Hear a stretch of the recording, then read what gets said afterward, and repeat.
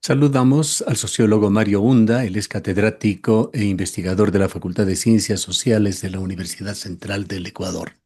Sociólogo Hunda, hay un llamado a las urnas para el próximo domingo que se produce en un marco complicado, un clima de marcada polarización política y de manera preocupante una alta desinformación ciudadana, sin un proyecto de país claro y articulado por parte del gobierno proponente de una consulta popular que podría llevarnos incluso a una asamblea constituyente. Bien, vale la pena realizar un análisis de escenarios, las potenciales reformas constitucionales en Ecuador y ese horizonte de incertidumbre en el caso de que gane la pregunta D, la de la Asamblea Constituyente.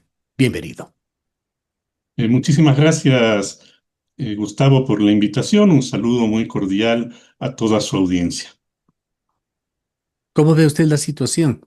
Hemos escuchado, aunque ha faltado debate y falta debate ya cuando faltan pocos días, casi horas para la consulta popular, pero hemos escuchado algunos debates, expectativas, incluso contriciones sobre qué conviene para Ecuador ante esta coyuntura. ¿Cuál es su opinión?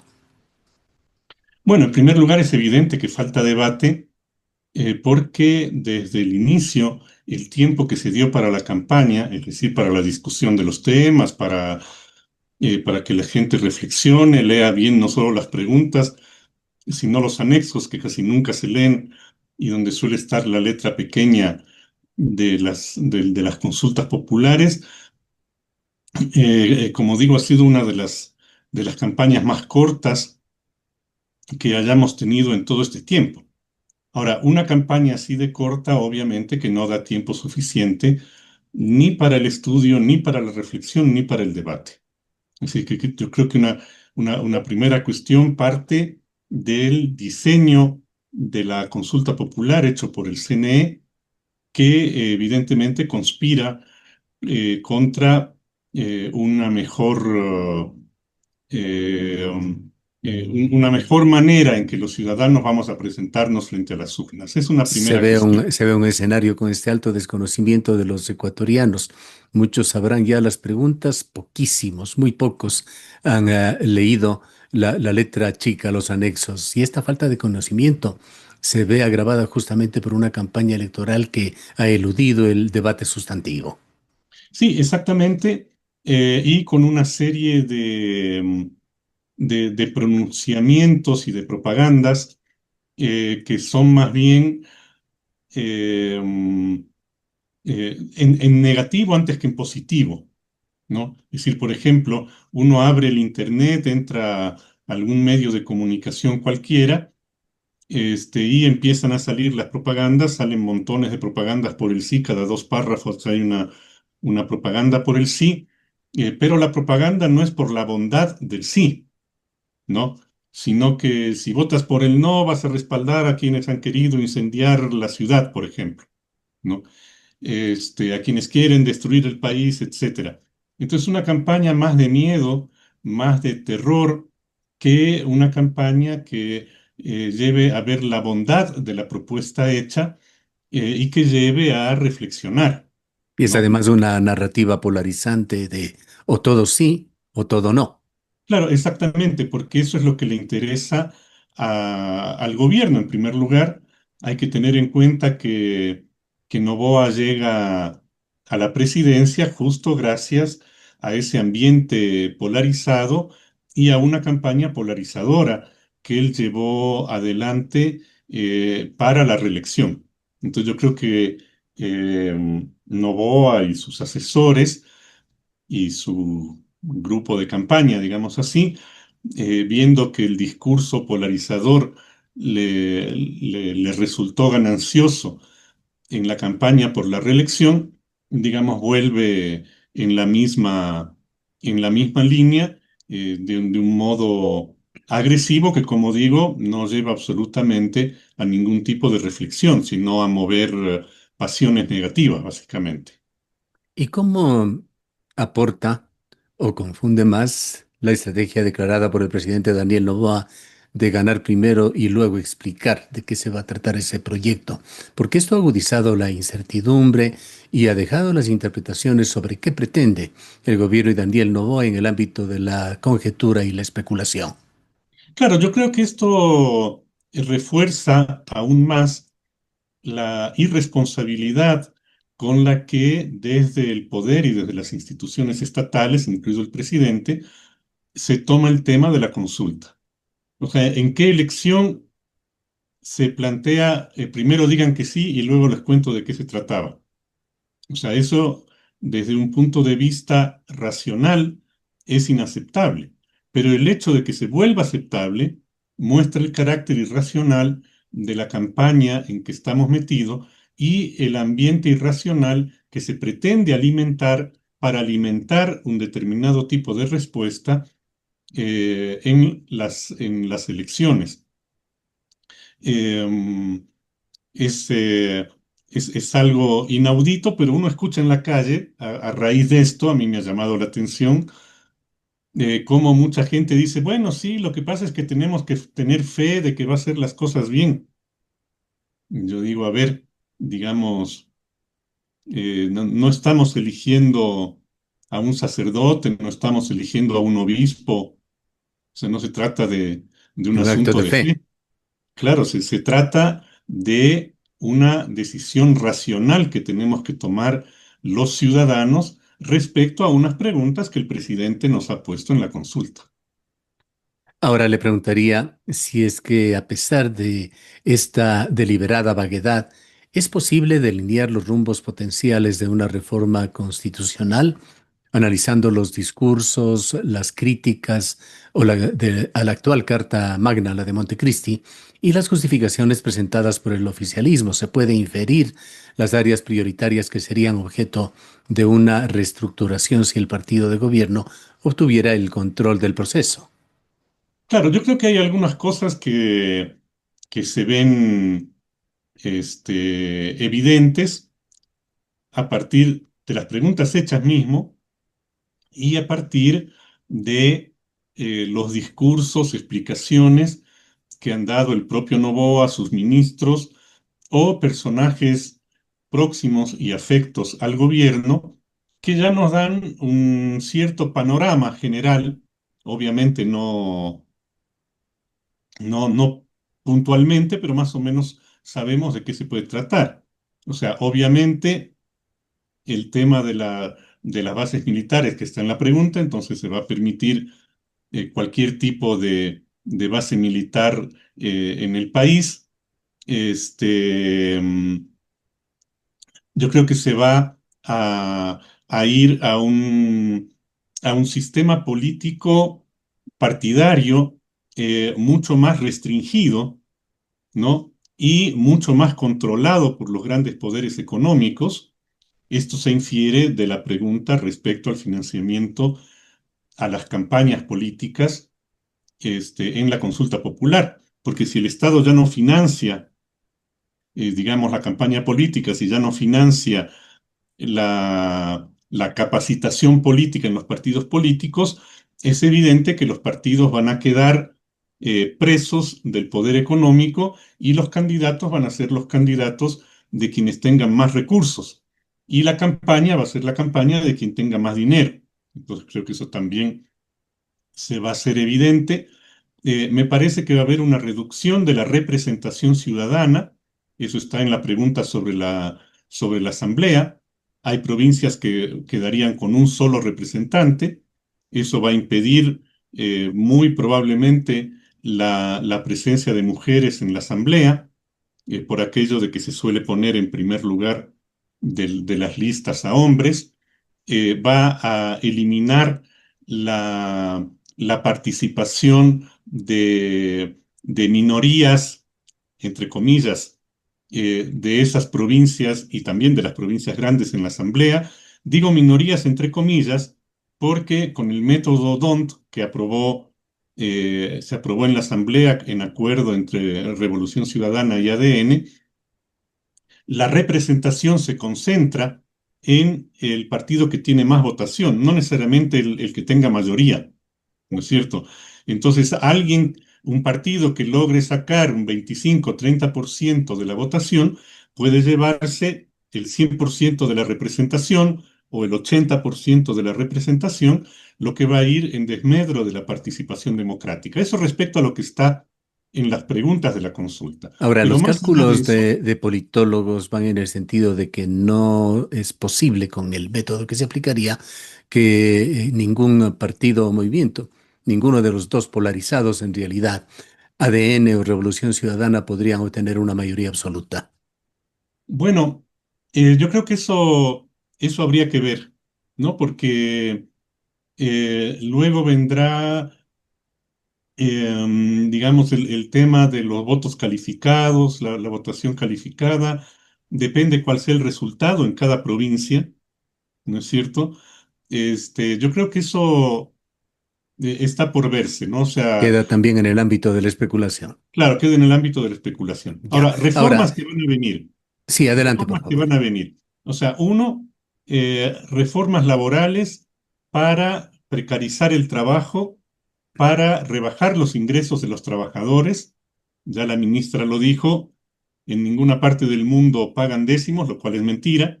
No se llaman décimos, pero se llaman aguinaldos, bonos navideños, etcétera, tienen otros nombres, pero muestra claramente la intención de eliminar los décimos de la remuneración de los trabajadores.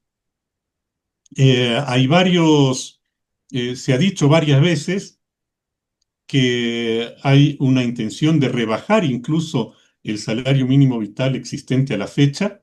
Esto ya se viene hablando, hay que recordar, desde la época del COVID, ¿no? Hay que recordar que ahí el expresidente Alberto Dajic hizo la propuesta de que el salario debe bajar a $200 más o menos, para que quede equiparado al que dicen que hay en Colombia y en Perú. Entonces va a haber una clara regresión en derechos salariales que puede incluir los salarios, que puede incluir los contratos, que va a incluir seguramente el tema de la organización sindical, que ya está topado en uno de los decretos que firmó la ministra hace unos meses. Es decir, digamos, debilitar completamente la posibilidad de la acción sindical y la posibilidad de que los trabajadores puedan negociar en un cierto pie de igualdad con los empresarios en los lugares de trabajo. Evidentemente va a estar presente porque ya se ha anunciado el tema de la gratuidad de la educación superior. Entonces, la educación superior va a dejar de ser gratuita, incluso la educación superior pública, lo cual va a volver muy difícil que no solamente, digamos, sectores populares y sectores de familias pobres, jóvenes de familias pobres, puedan llegar a la universidad, sino incluso jóvenes generaciones de ciertos sectores medios que ya se encuentran golpeados por la situación económica y que han debido reducir su consumo. Y eso lo vemos claramente en la reducción de la matrícula en varias universidades Ujú. privadas, ya en la actualidad. ¿Qué Va a opina haber usted, qué opina usted, aunque nos salgamos un poco de su secuencia, de su orden de desarrollo de las cosas, sobre uno de los temas más importantes para el país, el tema de derechos y garantías? El principal argumento del oficialismo se ha centrado en la premisa de que la Constitución actual es garantista a los criminales. Esta narrativa justificaría una revisión profunda, entendemos, en materia de seguridad y justicia penal. Y estos días, de alguna manera, han colaborado con la situación, pues hemos tenido una violencia tremenda en las calles, en las ciudades, en las plazas, incluso Cuenca se contaminó de la violencia. Cuenca la menciono por estar desde aquí y ha sido hasta ahora una ciudad muy tranquila, poco afectada por el tema narcodelincuencial, pero dejó de ser una excepción. En todo caso, esta situación de los últimos días de alguna manera ha mostrado la incapacidad del gobierno para controlarlo, pero también el tamaño de la amenaza. ¿Qué pasaría con este tema de la Constitución garantista? Bueno, yo creo que en primer lugar hay que señalar que es una patraña absoluta aquello de que la Constitución da más garantías a los delincuentes y no deja actuar al Estado contra la delincuencia. En primer lugar, toda la gente, desde el Estado hasta periodistas, hacedores de opinión, opiniólogos, editorialistas, periodistas, etcétera, que sostienen esta falsedad, han sido incapaces de mencionar qué artículo o qué artículos van en ese sentido. No, o sea, no existe en la Constitución ningún artículo que garantice a los delincuentes y que impida actuar al Estado. En segundo lugar, aquello de que la Constitución no deja actuar el Estado frente a la delincuencia, que no deja movilizar al ejército, que no deja entrar a las cárceles, que no deja intervenir los teléfonos celulares, que no deja controlar llamadas telefónicas y mensajes de Internet, etcétera. Y recordemos que hace poquito, hace un mes apenas, el gobierno pudo hacer todo eso en comunidades indígenas con la misma constitución que dice que no le permite actuar contra la delincuencia. Entonces, ¿qué significa esto? Nos están mintiendo de una manera descarada y están jugando al terror, ¿no? O sea, generar terror en la población. Ah, es que esta constitución no deja hacer nada. Si no se cambia la constitución, va a seguir dominando la delincuencia, etcétera. Y obviamente han dejado que la violencia se incremente. ¿No se supone que el gobierno, el ejército controlan las cárceles? Con un control del ejército y del gobierno, ¿cómo puede haber 30 muertos en la cárcel de Machala el otro día?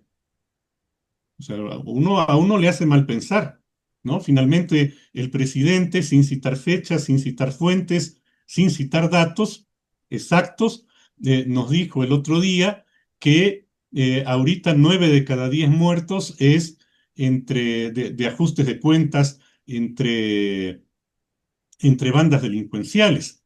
Y recordemos que cuando comenzó las masacres penitenciarias, unos poquitos años atrás, ya mucha gente decía, no, pero mejor déjenles que se maten, etcétera. Entonces, el dejar hacer es la mejor manera de generar este ambiente de terror que se requiere para obtener el respaldo por el sí de una población atemorizada. Lo mismo con aquello de que hay que permitir las bases militares extranjeras porque el hecho, digamos, todo esto muestra que nosotros solos, el Estado, el ejército, no puede controlar la violencia, por eso necesitamos que vengan a asentarse israelitas, norteamericanos o los ejércitos, este, o los ejércitos privados con los que ya se hizo acuerdo. Sin embargo, nosotros pensemos, en Colombia hay bases militares norteamericanas, en Perú hay bases militares norteamericanas, en Brasil ha habido bases militares norteamericanas y en todos esos países se ha seguido multiplicando el narcotráfico y la presencia de las bandas. Y finalmente en Estados Unidos hay bases militares norteamericanas y allí campea el narcotráfico. Entonces el tema de las bases militares en ningún lado se ha comprobado que sirva para controlar aquello que nos están diciendo, Bien, ¿no? sociólogo Hunda, conscientes de que quedan tantos y tantos temas que no podemos tratarlo en función del tiempo y en honor al tiempo justamente. Vayamos a un segundo escenario, que la Si me revolución permite, ciudadana, sí, sí, por favor. solamente un temita más quisiera señalar dentro de las reformas constitucionales, que es el tema del IES, que ya el presidente lo señaló, ¿no? Es decir, que el IES debe dejar de dar atención a la salud, ¿no? Y ha salido en la prensa en estos mismos días, después de la declaración del presidente, datos que muestran cómo en la actualidad se está maltratando a la salud por parte del gobierno y del Estado, ¿no? La falta de presupuesto, la falta de medicinas, la falta de compra de equipos, de medicamentos, Ujú. y el hecho de que si el IES deja de dar atención a la salud, toda esa gente va a tener que derivar a los hospitales del Ministerio de Salud, que obviamente están en una situación peor que la de los hospitales Ujú. del IES en cuanto a la atención. Esto va a traer Y esto es algo consigo, que en realidad no se está consultando en esta consulta, pero que viene implícito con la posibilidad de reconfigurar esa constitución que por el momento obviamente, tiene prohibiciones expresas para que el Estado intervenga en el IES. exactamente, pero como ya se señaló, y tienen razón quienes lo han dicho, porque mucha gente dice, pero en la Constitución se dice que no puede haber reformas regresivas en derechos. pero eso con esta constitución vigente. Eso no cuenta para la nueva constitución que van a redactar. Por eso en la nueva constitución uno puede esperar todas las regresiones de derechos que Claro. a uno se le puedan imaginar. Sobre todo si se declara como asamblea constituyente, que es una posibilidad. Lo que pasa es que la pregunta lleva a eso también. Ujú. Bien, no dejemos, a pesar del corto tiempo que tenemos, de tratar sobre una segunda hipótesis principal, que sería que la mayoría de los escaños en la Asamblea Constituyente no sea obtenida por el oficialismo, sino por la revolución ciudadana. Allí se advierte también sobre un riesgo de instrumentalizar el proceso para otra agenda particular. Bueno, lo que pasa es que tal como está dado el proceso, tal como está dada la reglamentación, con las reformas que ya hubo al Código de la Democracia sobre el reparto de escaños, que es lo mismo que consta en la pregunta respecto a la convocatoria a la Asamblea,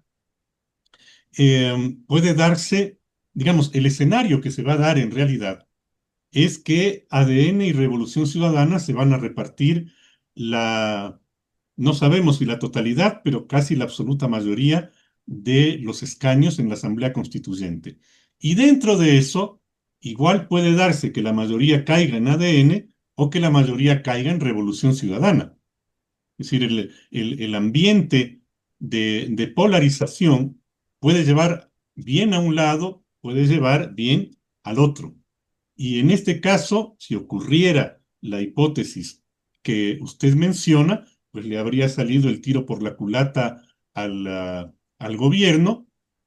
Y digamos entre paréntesis, eso no asegura tampoco que los derechos que están reconocidos en la Constitución actual se mantengan en una nueva Constitución, porque ya el correísmo se ha mencionado en varios momentos a lo largo de todos estos años en contra de algunos de los derechos que están en la Constitución del 2008. Recordemos que el propio expresidente Correa, al momento de salir del gobierno, dijo en una entrevista que la Constitución está llena de novelerías.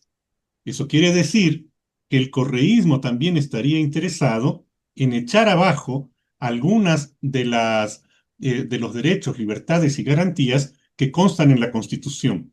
Y uno ya puede adivinar cuáles serían, ¿no es cierto? Uno, el tema de la consulta libre e informada sobre temas de minería, petróleo y grandes obras de infraestructura en poblaciones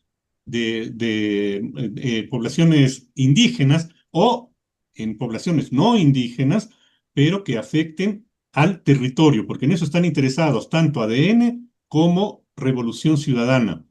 El eliminar o por lo menos rebajar lo de los derechos de la naturaleza, porque contra eso han hablado tanto Correa en su momento como ADN en la actualidad. Y algunas de los derechos laborales de los que hemos hablado antes. No hay que olvidar que ya al final del mandato, Correa hizo una serie de reformas para debilitar a la organización social, a la organización sindical y para facilitar la precarización laboral. Entonces, en esos temas, gane ADN o gane Revolución Ciudadana, yo creo que los derechos están en entredicho. Hay Ujú. algunos otros temas en los que yo creo que Revolución Ciudadana va a tratar de mantener o algunos otros que, como está de moda no decir, no decir qué vamos a hacer antes de ganar, a lo mejor también tienen algunas propuestas todavía por allí. Pero Bien, para eso habrá que esperar al momento de las elecciones. culminemos, sociólogo Hunda, con otro escenario. ¿Qué es lo que sucedería en Ecuador una vez que se apruebe la Asamblea Nacional Constituyente, ir hacia allá y se inicie este proceso que podría terminar hacia finales de esta década, con una constitución, hablando de la de Montecristi, herida de muerte, debilitada, al menos por un periodo de 2 años, ¿cuánto la respetaría un gobierno que se ha mostrado autoritario? Y en un país en crisis, crisis de seguridad, de economía, de falta de empleo. Háblenos brevemente sobre este proceso largo, complejo, plagado de incertidumbre jurídica, política y económica que se iniciaría para Ecuador. Bueno, en primer lugar están obviamente lo que usted señala, que son los tiempos de eh, eh, que pase la consulta, que se apruebe el sí, evidentemente. Si es que el sí se aprueba, que venga las elecciones para nombrar a los asambleístas, que se reúna la asamblea, que termine su trabajo y que se ponga a consideración de la población en una nueva consulta, la nueva constitución. Todo eso tiene unos tiempos que año, año y medio podría ser fácilmente, quizás un poco más, como usted dice, quizás un par de años. Ahora, yo creo que el tema fundamental es que de aprobarse el sí, nosotros podemos estar seguros que la nueva constitución va a ser una nueva constitución que va a fortalecer el carácter autoritario del Estado y de los gobiernos que van a venir. Va a ser una constitución que va a fortalecer el control del Ejecutivo sobre las demás funciones del Estado. Y esto lo digo porque la propia práctica de Noboa en este periodo, sobre todo a partir de enero del 24, ha mostrado eso, ¿no? Y cómo CNE, contencioso electoral, Corte Constitucional, aunque ella con algunas veces sí, algunas no, han sido incapaces de mantener el rol que se supone deberían tener de equilibrio de poderes y de control mutuo, como se supone que debe ser un régimen democrático. Entonces, vamos evidentemente hacia la consolidación de un régimen autoritario, pero hay que decir que este proceso de, de que el régimen político se vuelva cada vez más autoritario, es un proceso que lo venimos viviendo desde 1981 con el gobierno de Osvaldo Hurtado, ¿no? O sea, esta profusión de estados de emergencia, de militarización del país, el hecho de que el legislativo pierde capacidades de legislación y de control, que son las funciones que debe tener, funciones que se van alojando, por decir así, en el Ejecutivo, el hecho de que Bien, las otras funciones del Estado sí, pierden le ruego independencia concluir, pues frente al hemos superado Ejecutivo. ya nuestro tiempo. Ya, bueno, esto solamente para terminar, digamos, yo creo que se reforzaría este devenir autoritario que lo venimos sufriendo como sociedad desde 1981 y que a cada paso ha sido profundizado por una vía en un sentido, por otra vía en otro sentido. Y vamos, evidentemente, no al estado mínimo que proclama el neoliberalismo, sino a una democracia mínima, a una democracia absolutamente restringida, en la que la participación ciudadana va a quedar reducida absolutamente al ritual de aceptar lo que los gobiernos dispongan. Bien, muchísimas gracias por habernos acompañado. No, gracias a usted. Declaraciones del sociólogo Mario Hunda. Él es catedrático e investigador de la Facultad de Ciencias Sociales de la Universidad Central del Ecuador.